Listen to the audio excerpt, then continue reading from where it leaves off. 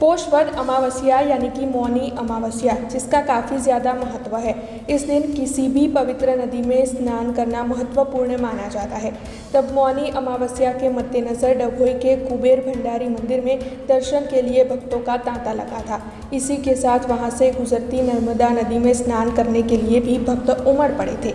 तो वहीं कुबेर भंडारी मंदिर में प्रशासन की ओर से भक्तों के लिए ऐसे इंतजाम करवाए गए थे कि भक्तों को दिक्कतों का सामना ना करना पड़े। हर हर कुबेर વર્ષની એક માત્ર આવતી મૌની અમાસ્ય, પોષ મહિનાની અમાવસ્યાને મૌની અમાવસ તરીકે લોકો ઉજવે છે. ખૂબ શ્રદ્ધાવાળી આ અમાસ છે.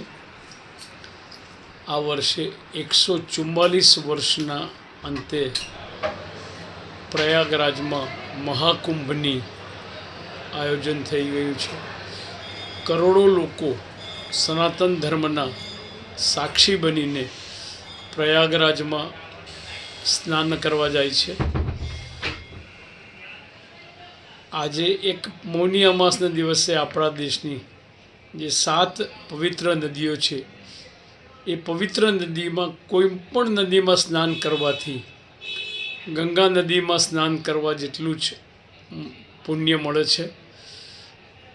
જ્યાં સુધી તારા સ્નાન હોય છે ત્યાં સુધી એવી માન્યતા છે કે રેવા નદીમાં નર્મદા નદીમાં ગંગાનું પ્રવાહ આવતો હોય છે. એટલે સવારે સૂર્યોદય પહેલાં જે સ્નાન કરે અને ગંગા નદીમાં જ સ્નાન કરે એટલું પુણ્ય મળે છે.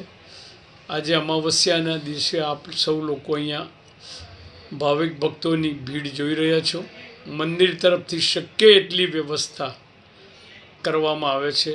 સમગ્ર આખી રાત મંદિરના કર્મચારીઓ, મંદિરના સિક્યોરિટીના લોકો, સેવકો જાગીને, કારણ કે કાલે સાંજે 7 વાગ્યાથી અમાવસ્યાની શરૂઆત થઈ ગઈ છે અને આ અમાવસ્યાનો લાભ લોકો શાંતિથી લે તેવી સર્વેને પ્રાર્થના છે.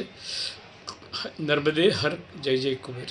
हमसे जुड़े रहने के लिए हमारे YouTube चैनल को सब्सक्राइब करें और नई वीडियो की नोटिफिकेशन के लिए बेल आइकॉन को दबाएं।